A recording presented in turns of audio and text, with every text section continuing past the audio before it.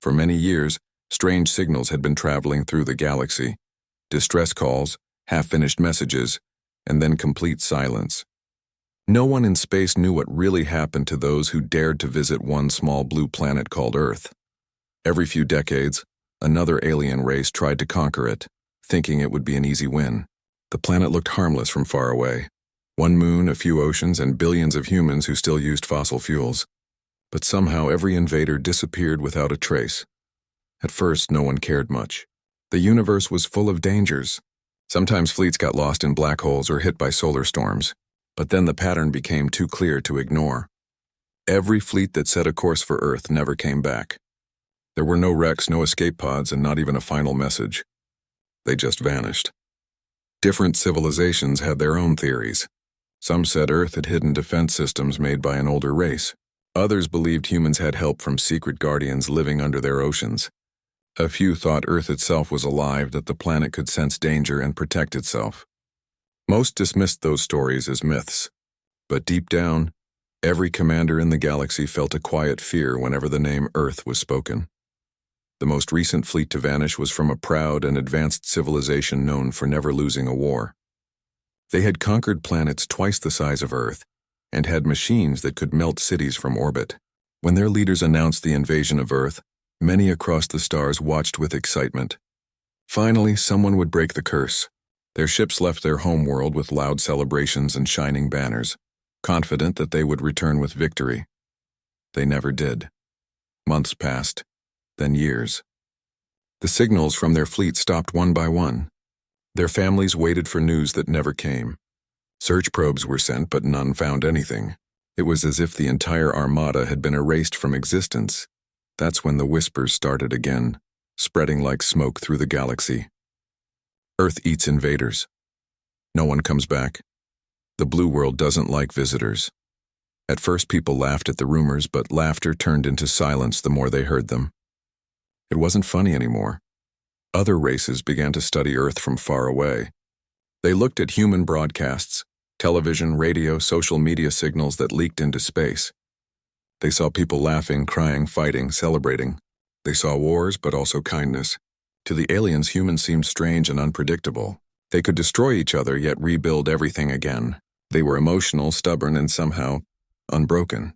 Even after disasters, humans always found a way to rise again. That spirit made many observers uneasy. How could such a species survive so much chaos and still grow stronger? Some scientists began to suspect that the answer to the missing fleets might be hidden in human nature itself. Maybe it wasn't about weapons or technology. Maybe Earth's greatest defense was invisible. Something emotional. Something that even the smartest computers couldn't measure. But not everyone believed in such things. In the high halls of the Galactic Consortium, the ruling council of several powerful civilizations, leaders gathered to discuss the Earth problem. The losses were becoming embarrassing. Too many ships had disappeared. It was no longer about curiosity, it was about pride. No one wanted to admit that a small planet could outsmart them all. Inside a massive silver chamber filled with floating holograms, the council debated for hours. Some said they should mark Earth as a forbidden zone and never return. Others insisted on sending one last mission, not to invade but to investigate. They needed to know what was really happening. Was Earth cursed, or had the missing fleet simply turned to dust in the black of space? After long arguments, a decision was made. A small but well-equipped investigation fleet would be sent to the edge of Earth's orbit. Their goal was simple: observe from a safe distance, record everything, and return with proof. They were not to land, not to engage, and not to reveal themselves. The council called it Operation Echo, a mission to listen, not fight. The fleet was led by a cautious commander who had studied every file on Earth. He was not interested in glory or conquest. He wanted answers. He reviewed human data for months, videos, languages, music, even jokes. What he saw confused him. Humans laughed about danger, made movies about the end of their own world, and told stories about monsters from space. It was as if they had always known someone was watching them. Before leaving, the commander recorded a message for the council. "If we don't return," he said calmly, "then the truth is bigger than our understanding. Earth may not need to defend itself. Maybe the universe defends it for a reason."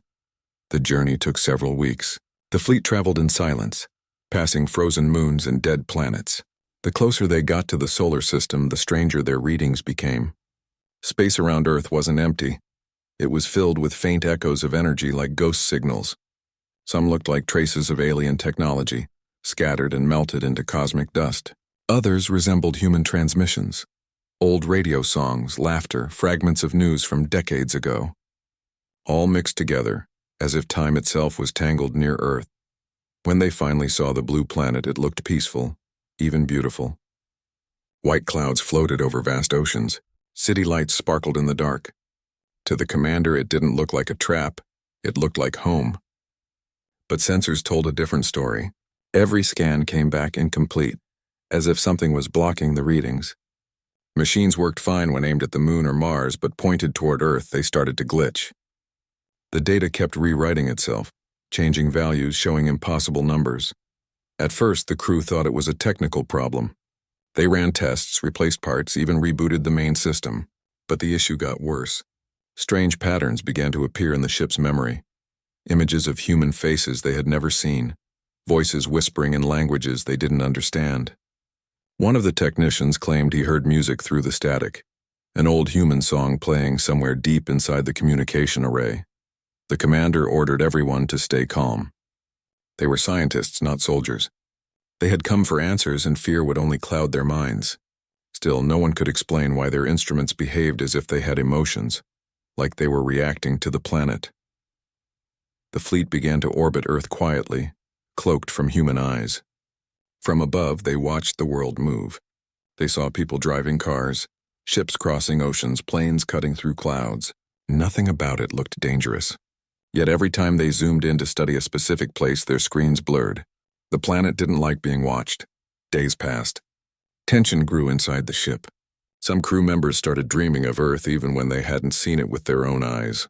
They described walking in human cities, hearing laughter, smelling rain. It was impossible, but they all shared similar dreams. The commander noticed and began recording their sleep patterns. He saw that their brainwaves were syncing with Earth's magnetic field.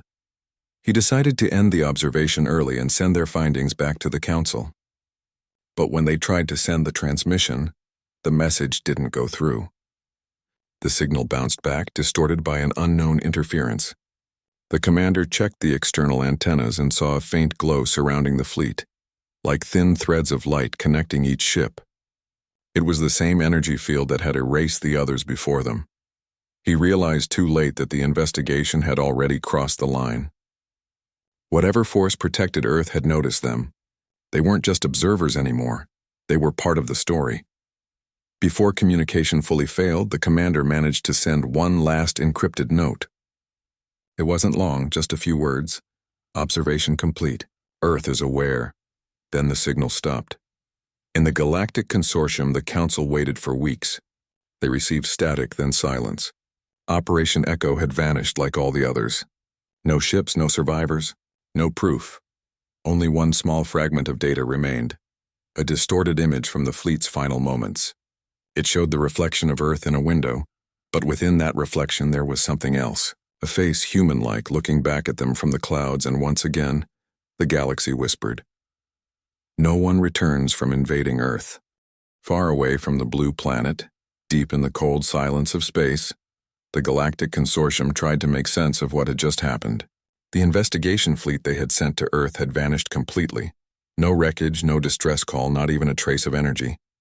It was as if the whole mission had been erased from time itself.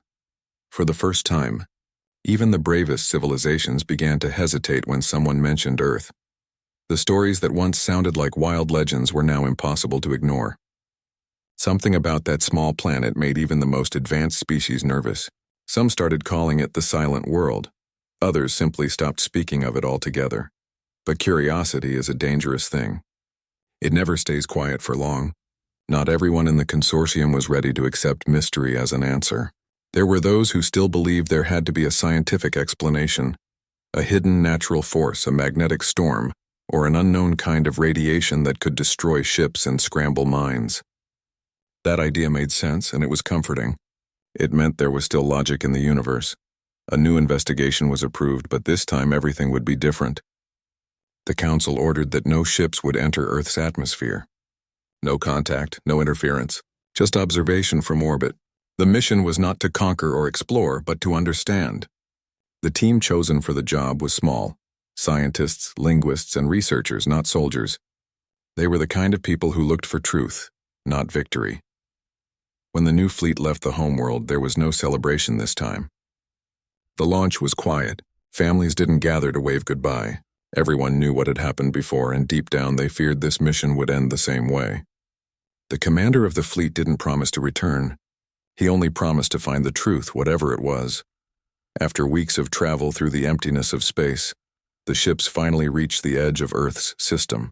The first thing they saw was sunlight reflecting off the oceans, bright enough to blind their sensors. From far away, Earth looked peaceful, alive in a way no other planet was. The team couldn't help but stare. Even those who had traveled across dozens of star systems had never seen such colors. Deep blue, soft green, white clouds moving slowly over continents. They stopped at a safe distance and began to observe quietly. Drones were released to orbit the planet and collect information. The drones sent back clear images, mountains covered in snow, forests glowing under sunlight, and endless cities full of human activity. The humans seemed unaware of anything strange above them. They were busy living, working, talking, building, dreaming. To the aliens watching, humans looked fragile yet endlessly active. For days, the scientists studied human broadcasts. They picked up radio shows, news, and even songs floating through space. It was confusing at first. Humans seemed to argue a lot, laugh at strange things, and cry over stories. Their emotions were strong and unpredictable. One moment they were fighting, the next they were celebrating. It made no sense by logical standards, yet there was something magnetic about it. The crew found themselves watching for hours. One of the researchers, while listening to human radio signals, noticed something odd. The more they listened, the more the signals seemed to respond to their emotions. When they laughed at a human comedy broadcast, the signal grew stronger. When they felt nervous, the sound wavered, like the planet itself was reacting to their mood. It didn't feel like normal radio interference, it felt alive. At first, they thought it was coincidence. But then, the same thing began happening with the observation drones. The drones that were scanning peaceful areas worked perfectly fine, but the ones observing cities filled with tension, places where humans were protesting, arguing, or grieving, started to malfunction. Their cameras glitched. Their sensors froze. It was as if human emotion itself was interfering with the machines. The commander ordered all drones to retreat and recalibrate. But before they could, one of them sent back something strange. It wasn't data, it was a picture. It showed a crowd of humans looking up at the sky. Their faces were blurry, yet every single one of them seemed to be staring directly at the camera. The drone had been cloaked. No one on Earth should have seen it. Yet somehow they had.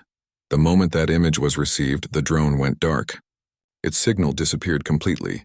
The room fell silent. No one spoke. It was only a single photo, but it made everyone uneasy. They replayed the image again and again, hoping it was a trick of light or a reflection. But no, those faces were real. Somehow humans had noticed the invisible machine watching them. The scientists grew restless. They began whispering theories among themselves. Could humans sense energy on a level unknown to science? Could they feel the presence of observation, the way some creatures sense danger in the air?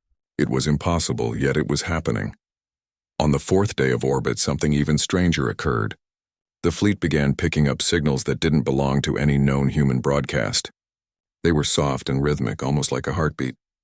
The frequency matched the pulse patterns of Earth's magnetic field. When amplified, it sounded like a slow, steady hum. One researcher leaned close to the speaker, listening carefully. "It's almost like music," she said quietly. The hum wasn't random. It had tone, rhythm, and a strange harmony, like the planet was singing to itself. The crew started calling it the Earth Song. They recorded it, analyzed it, but couldn't explain where it came from. No machine, no human station, no satellite on Earth produced that sound. It came from everywhere and nowhere at once. The more they listened, the more they felt something inside them change. They began to dream vividly, dreams of walking on soft grass, hearing laughter, seeing the blue sky above. Some even dreamed of being human. The commander grew concerned. He ordered everyone to rest and take breaks from listening to human signals. "We're scientists," he reminded them. "We can't lose focus." But the dreams continued. It was as if the planet itself was whispering inside their minds. Later that night, while the crew slept, the observation screens flickered to life. The system had turned itself back on. Cameras pointed toward different parts of Earth showing live images, oceans at night, mountain ranges glowing under the moon, and cities alive with light. Then, without any command, the main display zoomed in on a single child standing in a park looking at the stars. The child lifted a hand, as if waving toward the ship. The commander woke up just in time to see it. He rushed to the controls and shut down the display, but the image burned into his mind. "It can't be," he whispered. "They can't see us." But deep down, he wasn't sure anymore. Over the next few days, systems across the fleet began to act on their own. Drones started launching without orders. Communication logs filled with unreadable data, symbols that looked oddly like human handwriting. No one could explain it. The technicians swore they hadn't written anything, yet the words kept appearing on every terminal. "We see you." Some thought it was a malfunction. Others believed it was a message. Whatever it was, it scared them. They tried to shut everything down, but the system refused. Even the main power core seemed to pulse like a heartbeat, glowing faintly in rhythm with the hum of Earth. The commander finally made a decision. "We've seen enough," he said. "We're leaving." But when he ordered the engines to fire, nothing happened.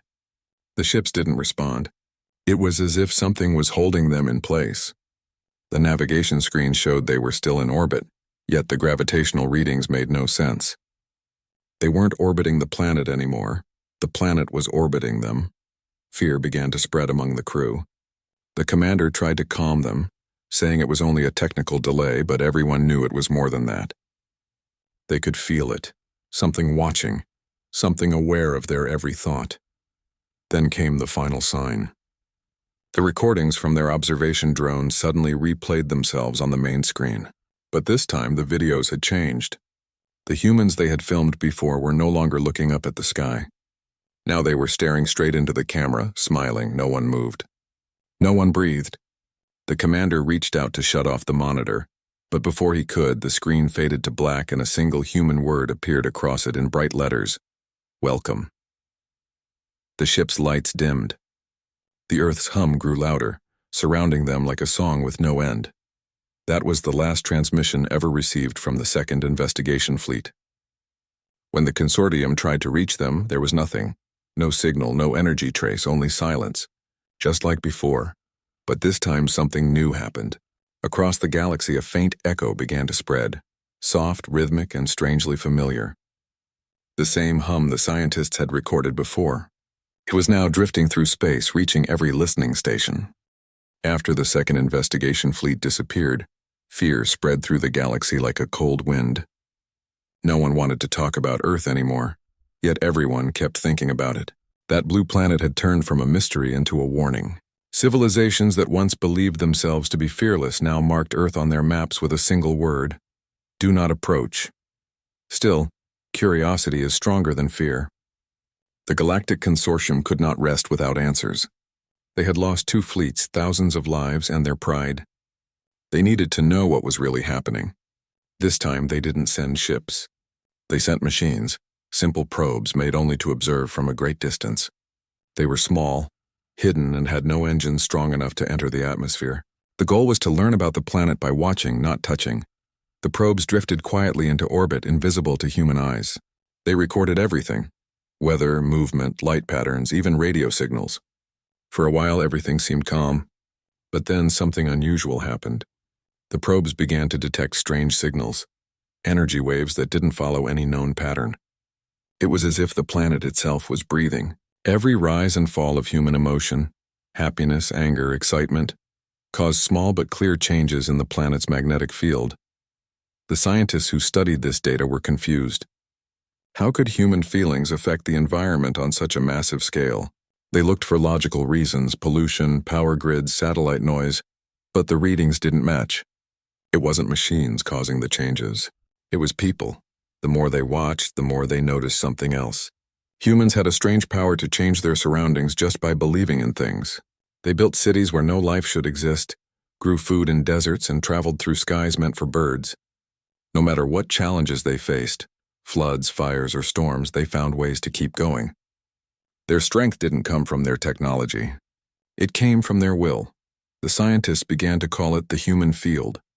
They believed it was an invisible connection between every person on the planet, an emotional web that gave humans their resilience. When they worked together, the field grew stronger. When they fought or suffered, it weakened. It was not magic or science as they knew it. It was something entirely different. One researcher compared the data to music. "They live like a song," he said in one report. "Each person is a note, and together they create a sound that shapes the world around them." The consortium didn't know what to do with this information. Some wanted to classify it as a natural phenomenon, while others warned it was proof that Earth was dangerous in ways they couldn't understand. The more they studied, the stranger it became. Every time the probe zoomed in on human life, the recordings changed. Videos played differently each time. Faces shifted. Events rearranged themselves. The scientists thought their systems were glitching, but the errors followed a pattern, almost like the planet was editing what they were allowed to see. For example, one recording showed a man standing near a river. In the first playback, he looked sad, staring into the water. In the second, he was smiling, throwing bread to ducks. In the third, he was gone completely, replaced by a family walking nearby. Each time they replayed the footage, the story changed. The timeline didn't stay still. The scientists realized something unsettling. Earth wasn't letting them record the truth. It was rewriting it. Then came the next strange event. One of the probes picked up what looked like a direct message, an encoded sound wave coming from the planet. It wasn't human language, but when translated into their system, it formed simple words. "Stop watching." The scientists froze. They checked the translation again and again, but the result was the same. Somehow the planet had spoken directly to them through the probe. It was not a threat, but a request. A warning, maybe. The consortium ignored it. They couldn't stop. The mystery was too deep now, and the whole galaxy wanted answers. So they continued observing. But soon, one by one, the probes started shutting down. Not destroyed, just silent. Their lights dimmed and their systems stopped sending data. The last message they received before the final probe went dark was strange. A short video clip showing human children laughing in a field, holding hands, spinning in circles. Then static. Weeks later, reports began to arrive from other corners of space. Ships passing near Earth's orbit claimed to hear voices through their communication systems. Soft human whispers, laughter, even music. But when they checked for sources, there was nothing there. Some said it was ghosts of the missing fleets. Others said it was Earth's way of defending itself. The consortium finally decided to send one last crewed mission, just one ship, carrying only a few scientists. They weren't there to explore or invade, just to understand. This small team studied all the past data and prepared for months. They equipped their vessel with new technology, shields that could block psychic interference and machines designed to stay emotionally neutral. They believed they were ready. When the ship arrived near Earth, the crew felt a sense of calm they didn't expect. The planet looked peaceful, glowing softly in the sunlight. They began to scan from orbit, recording human life again, but this time their equipment behaved normally. No glitches, no strange signals. Everything was quiet. For 3 days, the crew worked without issue. They began to relax, thinking maybe the earlier problems had been just technical mistakes. But on the 4th day, one of the crew members reported something strange. She said she could hear voices inside her mind. Soft, calm voices speaking in a language she didn't understand, yet somehow could feel. When she closed her eyes, she saw images of people, smiling, walking, living ordinary lives. She said the humans were showing her their memories. The commander didn't believe her at first, but then it started happening to others too. Each crew member began to experience flashes of human life, memories that didn't belong to them. They saw moments of love, loss, laughter, and courage. They saw people sharing food during disasters, parents comforting children, strangers helping one another. It was beautiful but also overwhelming. The emotions were too strong for them to handle. Their machines began recording strange readings again. The data showed a pulse like a heartbeat coming from the planet. It matched the rhythm of the crew's own hearts. It was as if they were syncing with Earth itself. One night, while most of the crew slept, the commander looked out at the planet through the viewing glass. He saw lights flicker across the continents like veins glowing under skin. It almost looked alive. He whispered to himself, "What are you?" But no answer came, only silence, deep and calm. The next morning, the crew found that one of their scientific monitors had changed. Instead of showing energy readings, it displayed human faces. Smiling faces, people of every color and age looking directly into the camera. None of them were real recordings. They were forming themselves from pure data, appearing like reflections of humanity. The scientists realized something that chilled them. The planet wasn't trying to hide. It was showing them what they needed to see. It wanted them to understand what humans truly were. Not a threat, not an enemy, but something deeper. Something connected to the planet itself. They began to see a pattern. Every emotion, every heartbeat, every act of kindness or cruelty fed back into Earth's energy field. The planet wasn't just home to humans, it was growing with them, feeling with them. They weren't separate from it. They were part of it. It was then the commander understood why no invader ever returned. Earth didn't destroy them with weapons or storms. It absorbed them emotionally, mentally, spiritually. Anyone who came close enough to truly feel the planet became a part of it. They lost their identity and joined the endless network of emotion and memory that made Earth alive. Before they could send this discovery back to the consortium, their systems began to shut down one by one. The commander tried to send a message manually, typing as fast as he could. Earth is alive. Humans are its voice. But the message never reached anyone. The screen went black and the hum of Earth filled the ship. When the consortium tried to contact the vessel later, all they received was static mixed with faint human laughter. And then, silence. The scientists back home studied the last fragments of data for months. They found pieces of sound, human words repeated over and over in different tones. We are here. We are one. No one knew if it was a message or a memory, but it changed the way the galaxy looked at Earth forever. From that day on, the planet was no longer seen as a place to conquer, but as a being to be respected, mysterious, emotional and alive. And somewhere deep within its oceans and clouds, maybe the voices of those who came before still whispered, watching over the humans who unknowingly carried the secret of their world inside every heartbeat. After the third mission vanished, the galaxy fell into a strange silence. No one dared to send another ship, not even a probe. The Galactic Consortium closed all research about Earth, locking the files in secret vaults. Only a few scientists still worked quietly, studying the old recordings in hidden labs. They called it the Earth Effect. They didn't speak about it publicly because no one wanted to believe that a planet could think or feel. But the evidence was impossible to ignore. Every reading, every signal, every disappearance pointed to one truth. Earth was not just a world. It was alive in a way no one could explain. It responded to attention, it reacted to emotion, and it remembered everyone who tried to touch it. Years passed, yet the mystery refused to die. Strange things began happening to ships that simply passed near the solar system. Their instruments would flicker for a few seconds. Their communication logs would record faint voices. Sometimes it was laughter, sometimes it was music, sometimes only a heartbeat echoing in the static. Whenever the ships moved farther away, the sound stopped as if Earth was saying goodbye. One young scientist in the consortium couldn't let go of the question. Why did Earth behave like this? Why did it only affect outsiders and not humans themselves? He spent years decoding the last fragments of data from the vanished missions. Most of the recordings were damaged, but one short line survived. It was the last thing the commander of the Third Fleet had said. Earth is alive. Humans are its voice. Those words stayed in the scientist's mind. He started to look at humans differently, not as a simple species, but as the beating heart of their planet. Maybe Earth and its people were one living organism, connected in ways no other world could understand. He managed to get permission to run a remote observation experiment from a safe distance, far outside the planet's reach.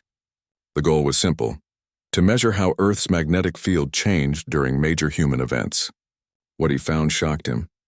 During times when humanity was united, like during global celebrations, peace treaties, or moments of shared emotion, the energy around Earth grew stronger and more stable. But during wars, fear, or disasters, the field became chaotic and dark, as if the planet itself was feeling pain. The scientist realized that Earth's effect was not just a natural force, it was emotional. The planet felt everything its people felt. Their happiness healed it and their hatred hurt it. That might have been why it defended itself so fiercely against invaders.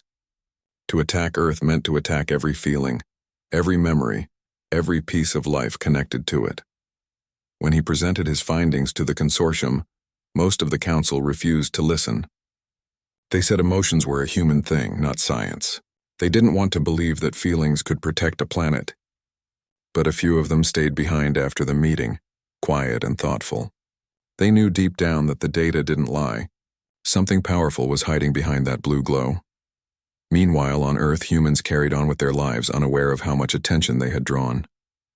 They had no idea that entire civilizations had vanished trying to understand them. They fought, they laughed, they built, they dreamed.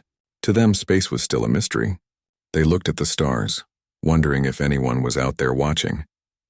They couldn't know that their emotions, every smile, every tear, were the very reason they were safe. The scientist watching from afar began to notice another strange thing. The Earth effect didn't stop at the planet's edge. It reached far into space, touching anything that came too close. The energy wasn't aggressive, it was curious, like a living thing examining whoever approached. But if that presence felt any threat, the energy field changed instantly, wrapping around the object like invisible vines until it was silenced. It didn't destroy, it absorbed. This discovery explained what had happened to the lost fleets. They hadn't been erased, they had been pulled into Earth's energy, merged with the planet's memory. That was why no wreckage was ever found. The invaders had become part of the story. To test his theory, the scientist used a small drone, unmanned and harmless.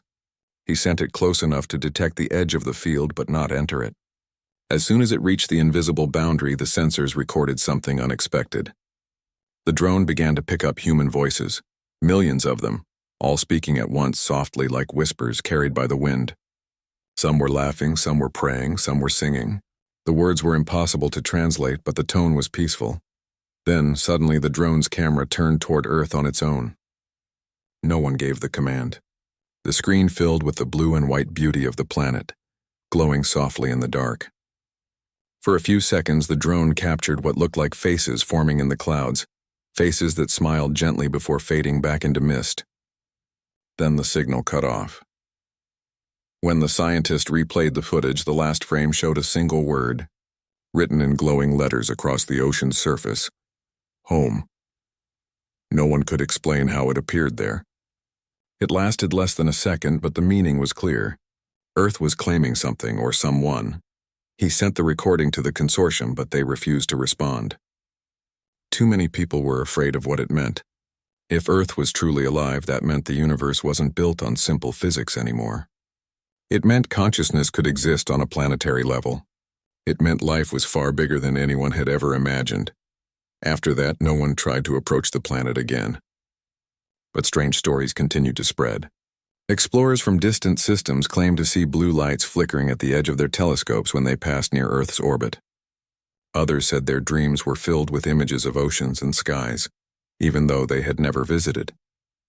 It was as if Earth was reaching out, calling to them in silence. Years later, the scientist who had made those discoveries disappeared. His lab was found empty, his research files erased, and his ship missing. Some said he went to Earth to see the truth for himself. Others believed the planet had called him. Whatever happened, he was never seen again. But a few months after he vanished, an unusual signal was picked up by deep space receivers. It was faint, almost too weak to detect, but it carried a familiar rhythm, the heartbeat-like hum that had been heard in the old recordings. Along with it came a short message, broken and full of static, but still understandable. "It's beautiful here. They are not alone." The message caused quiet panic in the consortium. They shut down all communication channels connected to the signal and banned any discussion of Earth. Yet despite their silence, the story spread like wildfire through the galaxy. Pilots whispered about it in bars, traders told it in hushed voices, and children grew up hearing tales about the living planet that spoke through dreams. Soon, everyone began to notice something else: small changes in the night sky. The stars around Earth's system seemed to flicker differently, almost like they were pulsing in rhythm with the same heartbeat that had been recorded before. Some scientists said it was coincidence. Others believed the Earth effect had grown, spreading far beyond the planet. It wasn't long before ships traveling near Earth's orbit started experiencing a strange sense of peace instead of fear. Their readings still fluctuated, but their crews reported something new: calmness, warmth, even joy. It was as if the planet was no longer warning them away, but simply existing, aware of being seen. One captain described it best in his report. "When you pass near that world, you feel like someone is watching, not to harm you, but to understand you. It's like being seen by something ancient and kind." As time went on, the idea that Earth was alive became accepted quietly, even if no one said it aloud. The consortium still called it the Earth effect in their secret documents, but everyone else called it something simpler: the planet that feels. And deep below the blue oceans, within the heartbeat of the world itself, something continued to grow. It wasn't power or intelligence, it was connection. Every thought, every emotion, every story from across the stars that reached Earth became part of its living memory. The planet that once scared the galaxy had become its quiet mystery, a reminder that sometimes the most powerful force in the universe isn't technology or war, but the unseen bond between life and the world that holds it. And though no one ever returned from invading Earth, those who listened closely to the hum of the stars swore they could still hear the voices of the lost, whispering softly, peacefully, as if they had finally found where they truly belonged. The story of Earth had become something like a legend across the stars. Some called it a warning, others called it a miracle, but to the Galactic Consortium, it was still an unsolved mystery, one that had quietly haunted them for generations. Ships that passed near the solar system reported strange signals, soft sounds and whispers that made no sense. Some heard music that didn't exist on any known scale, while others heard voices calling their names in languages they didn't speak. The readings were always the same: a pulse, a heartbeat, a rhythm that seemed alive. The scientists had come to call it the Earth Pulse. For many years, no one dared to go near it again. But then, something unexpected happened. The consortium began receiving transmissions from deep space, faint, broken signals that carried fragments of words. At first, they thought it was interference, but when the noise was filtered and slowed down, the scientists heard something that froze them in place. It was a voice, not a machine, not static, an actual voice speaking in the language used by the vanished crews. "Still here. Beautiful. They are not what we thought." The signal ended abruptly, followed by the soft hum of Earth's heartbeat. The council gathered in silence. No one spoke for a long time. For the first time in decades, they had proof that at least one of the lost fleets might still exist, or something that used to be them. It didn't take long before a new mission was planned. It was meant to be the final one, the last broadcast.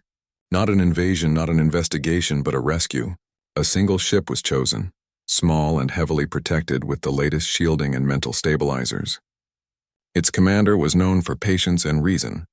He agreed to go, but only under one condition: that if he did not return in 7 days, no one would ever approach Earth again. The consortium agreed. The journey was quiet and heavy. Every crew member knew the stories. They had all grown up hearing about the disappearances. As they neared Earth's orbit, the familiar blue glow filled their screens. The planet looked calm, peaceful, almost welcoming. Clouds drifted slowly over oceans that reflected the light of the sun like a mirror.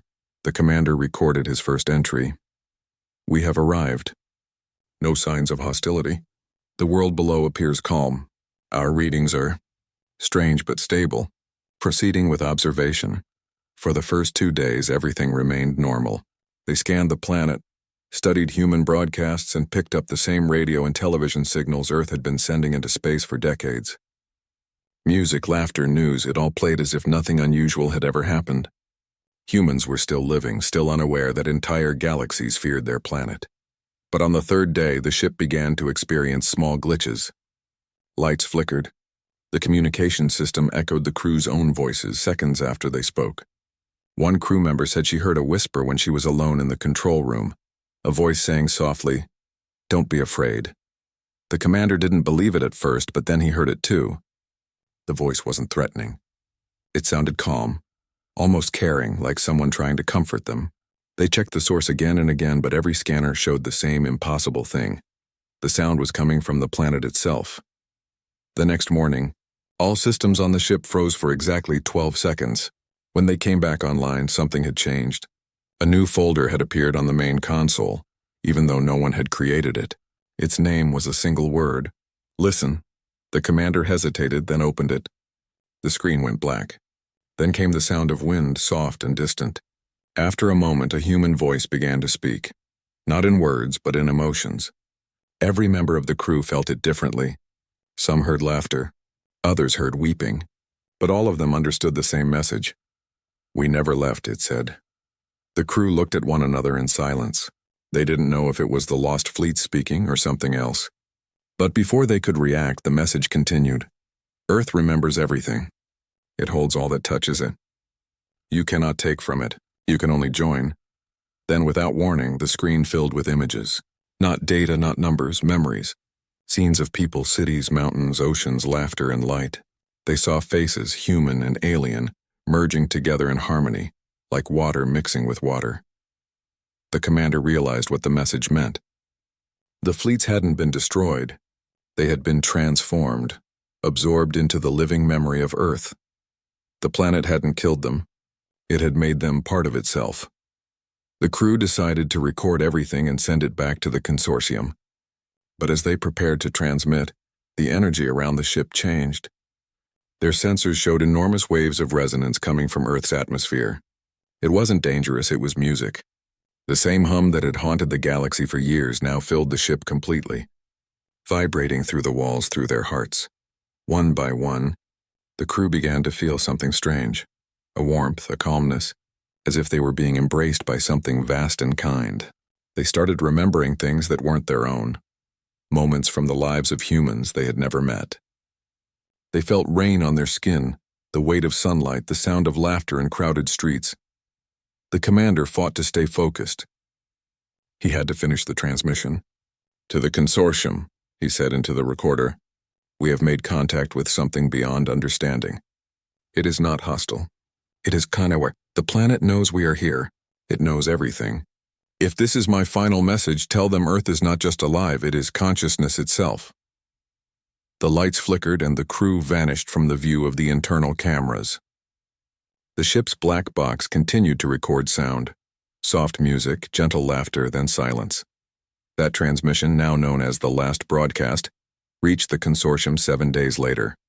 It arrived through channels that were no longer even active.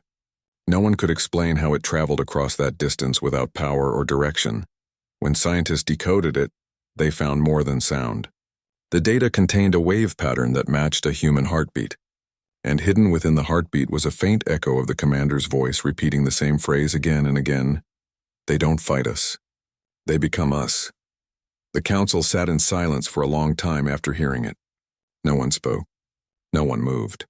The meaning was clear. The fleets hadn't vanished. They had joined something larger, something living. From that day, Earth was declared a protected zone. No ship was allowed within 1,000 light-years of its orbit. The consortium marked it as sacred territory, not for fear, but for respect.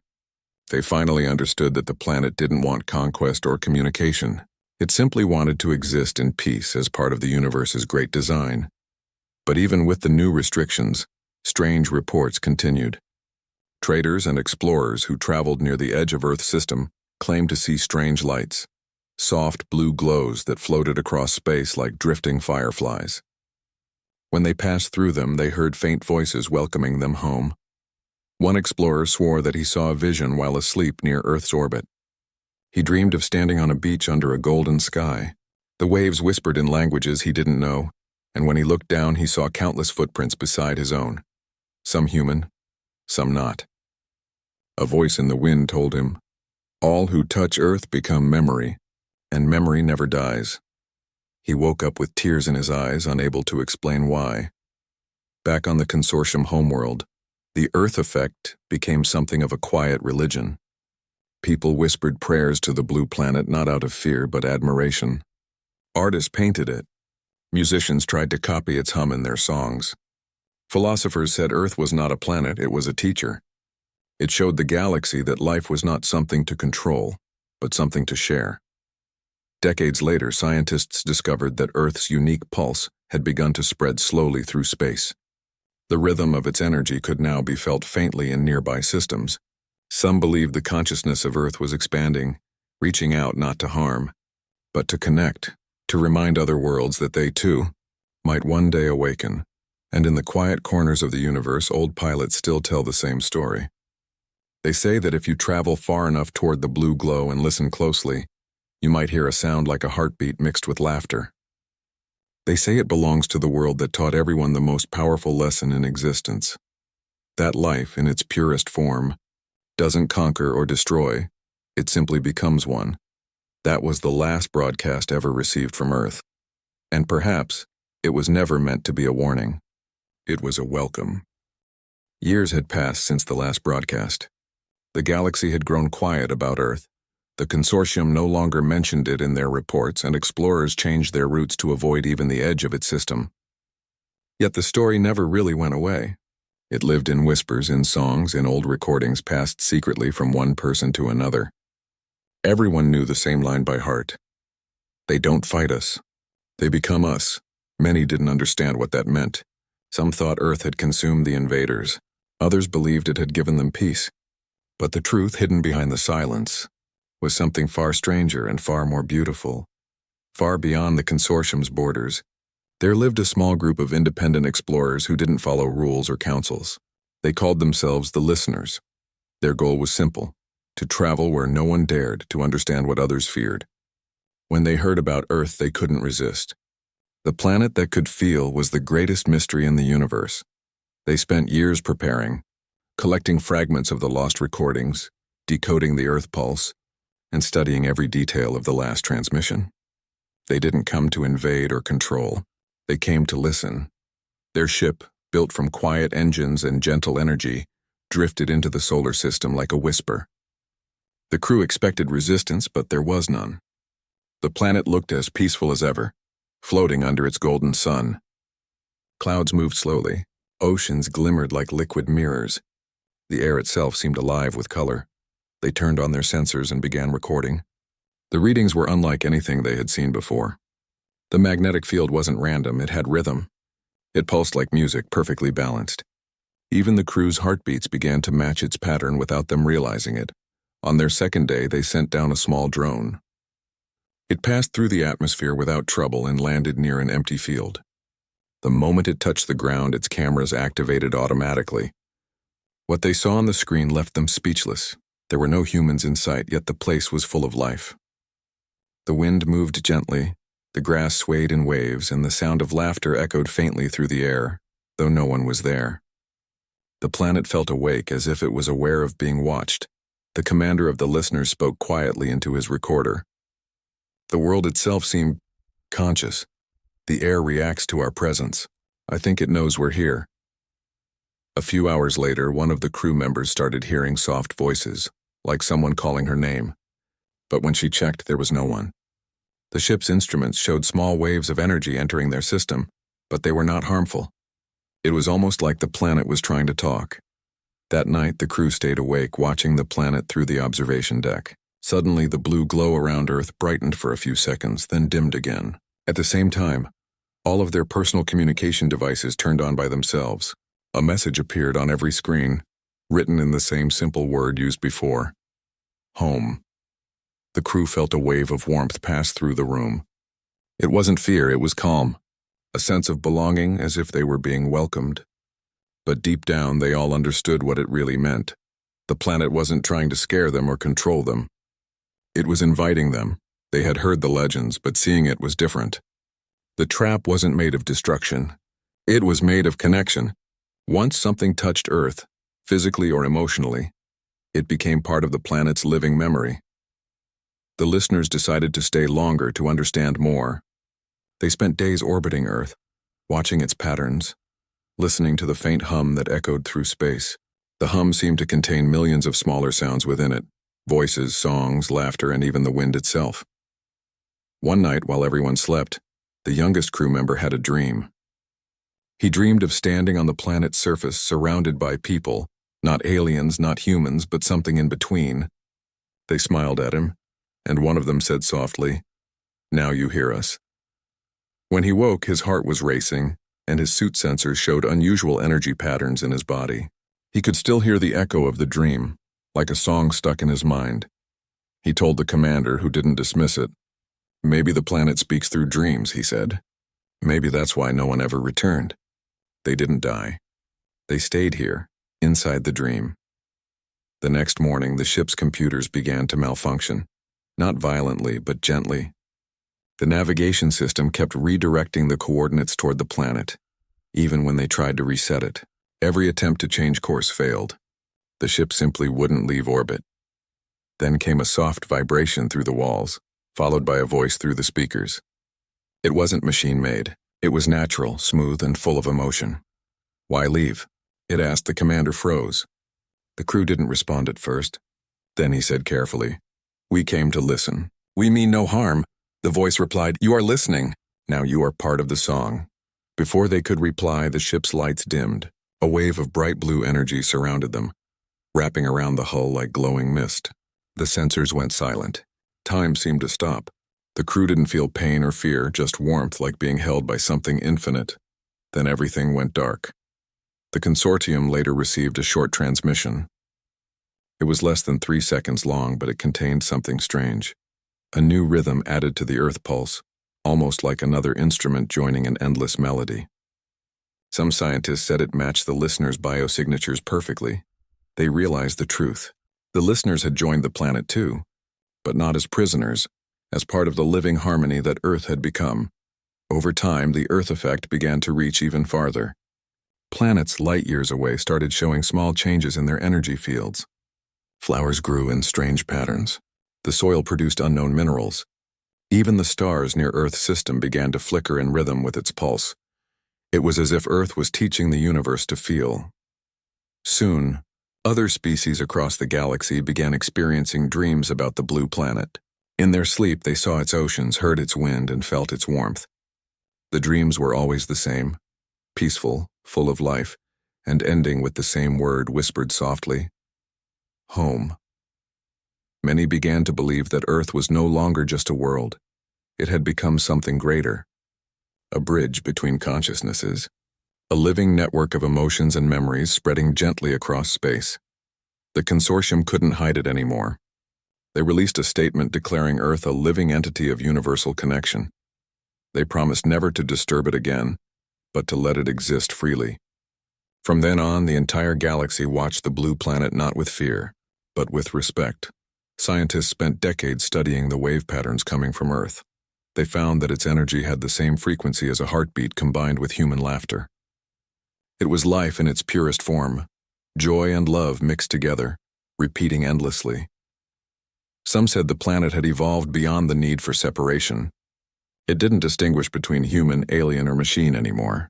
Everything that touched it became part of the same soul, and maybe that was why no one ever returned. Because there was no reason to. Once they joined the Song of Earth, they were no longer separate, they were home. In the final years of his life, one of the consortium's oldest scientists stood at his observation deck, looking at the faint blue dot glowing softly in the distance. He whispered quietly, maybe they were never trapped. Maybe they were set free. His students didn't understand, but he smiled. He knew that in a universe full of war, fear, and loneliness, one planet had found another way, to live, to connect, to feel. Earth had become the living memory of everything that touched it. Every whisper, every story, every emotion from across the stars now existed within its gentle heartbeat. And sometimes, when the galaxy grew quiet, a soft hum could be heard, spreading through the void, like the sound of a heart that belonged to everyone. It was not a warning. It was not a trap. It was a reminder that the greatest power in the universe was not conquest or control. It was understanding. And Earth, the planet that everyone once feared, had become its living proof. No one ever returned from invading Earth, not because they were lost, but because they were found.